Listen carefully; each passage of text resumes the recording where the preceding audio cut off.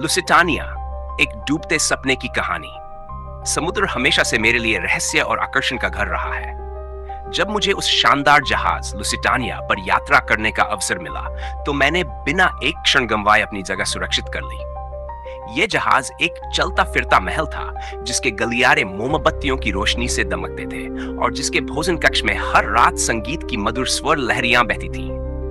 जहाज पर चढ़ते ही मुझे एहसास हो गया, यह केवल एक यात्रा नहीं, बल्कि एक अनुभव होगा। एक ऐसा अनुभव जो जिंदगी भर मेरी यादों में जिंदा रहेगा। मैं ऊपरी डेक पर खड़ा होकर दूर तक फैले समुद्र को देखता, जहां लहरें सूरज की किरणों से चमकती थीं और हवा में खारापन और आजादी की महक थी। साथ में यात्रियों का एक विशाल समूह था, कुछ व्यापार के सिलसिले में, कुछ अपने प्रियजनों से मिलने के लिए और कुछ केवल सैर करने के लिए। माहौल हर्षोल्लास से भरा हुआ था। लोगों के चेहरे मुस्कान से खिले थे और भविष्य की योजनाओं की बातें हर तरफ हो रही थीं। मुझे नहीं पता था कि हम सबका भविष्य एक ऐसा मोड़ लेने वाला है जिसे कोई नहीं समझ पाएगा। कुछ ही दिनों में मेरी कई लोगों से दोस्ती हो गई। एक वृद्ध दंपत्ति जो वर्षों बाद अपने बेटे से मिलने जा रहे थे, एक युवा कवयित्री जिसकी आंखों में सपनों का समंदर था, एक संगीतकार जो हर शाम पियानो पर मधुर धुनें बजाया करता था। लुसिटानिया किसी भी नगर से कम नहीं थी, जहां हर वर्ग, हर भाषा, हर भावना को जगह मिली थी। पर एक शाम जब सूरज क्षितिज में समा रहा था और आकाश नारंगी हो रहा था, एक अजीब सी बेचैनी ने मुझे घेर लिया। ऐसा लग रहा था जैसे कोई अदृश्य खतरा हमारे चारों ओर मंडरा रहा हो। मुझे लगा शायद ये मेरी कल्पना मात्र है, पर फिर मैंने कुछ कर्मचारियों को आपस में फुसफुसाते देखा। उनके चेहरों पर घबराहट साफ झलक रही थी। उस रात मैंने सपने में एक तेज धमाके की आवाज सुनी।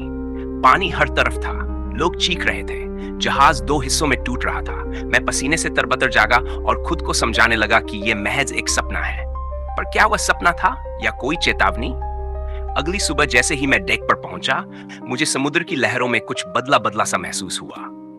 मौसम साफ था, लेकिन माहौल में एक अजीब सी चुप्पी थी। तभी एक युवा नाविक मेरे पास आया और बोला, कृपया अपना लाइफ जैकेट पास रखें, आज लहरें थोड़ा तेज हैं। मुझे उसके चेहरे पर तनाव दिखा, जो उसने छुपाने की कोशिश की। दोपहर के समय जब जहाज अपनी गति से आगे बढ़ रहा था, अचानक एक गूंजती हुई आवाज हवा में फैली। यह किसी इंजन की नहीं, बल्कि विस्फोट की आवाज थी। एक झटका महसूस हुआ, जहाज डगमगाने लगा, लोग चीखने लगे।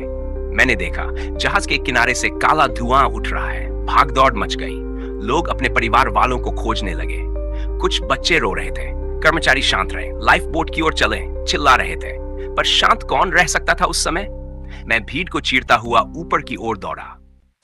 पीछे मुड़कर देखा तो समुद्र में दूर से एक पनडुब्बी जैसी आकृति लहरों में डूबती उतरती नजर आई। समझने में देर नहीं लगी कि यह कोई सामान्य दुर्घटना नहीं थी, यह हमला था। जहाज तेजी से एक ओर झुकने लगा। कुछ लोग समुद्र में कूद पड़े, कुछ अपनी प्रार्थनाएं दोहराने लगे।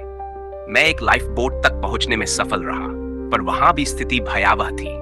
लोग एक दूसरे को धकेल रहे थे, हर किसी को अपनी जान बचानी थी।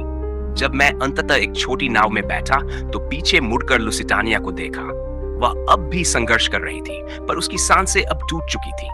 वह धीरे धीरे समुद्र की गहराई में समा गई, अपने सारे सपनों, संगीत और कहानियों के साथ। मैंने देखा आसमान पर धूप चमक रही थी, पर पानी पर छाया था सिर्फ मौत और खामोशी का साया। कई लोग उस दिन लौटकर कभी नहीं आए। उस वृद्ध दंपत्ति की सीट खाली रह गई। वह कवयित्री जिसकी आंखों में मैंने उम्मीद देखी थी, अब शायद समुद्र के किसी कोने में खो चुकी थी। संगीतकार का पियानो जो हर रात बजता था, अब सदा के लिए मौन हो गया था। उस एक घटना ने न केवल एक जहाज को डुबोया, बल्कि हजारों सपनों को, रिश्तों को और विश्वास को भी समुद्र में दफना दिया। लुसिटानिया अब एक नाम नहीं, एक चेतावनी है। जब भी कोई जहाज समुद्र की ओर बढ़ता है, शायद समुद्र की लहरें अब भी उस डूबे जहाज की कहानी सुनाती हैं। और हो सकता है उन रातों में जब सब सो रहे होते हैं, किसी की धीमी फुसफुसाहट सुनाई दे। हम वापस नहीं आए, लेकिन हमारी कहानी अब भी तैरती है इस गहराई में। अगर आपको ये जानकारी पसंद आई हो तो वीडियो को लाइक करें और ऐसी ही अजूबों भरी बातें जानने के लिए अजब गजब इंडिया को सब्सक्राइब जरूर करें।